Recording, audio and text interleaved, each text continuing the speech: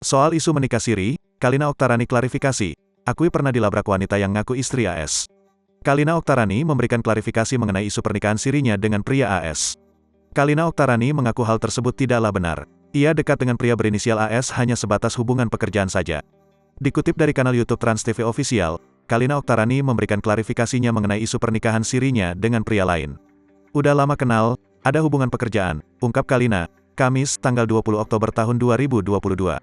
Sampai detik ini hubungan pekerjaan, beneran, tambahnya. Diketahui Kalina mengenal pria tersebut dari salah satu temannya. Ia mengenalnya pada akhir tahun 2021 lalu. Sementara itu, Kalina sempat dilabrak oleh salah satu yang mengaku-ngaku istri dari pria berinisial AS.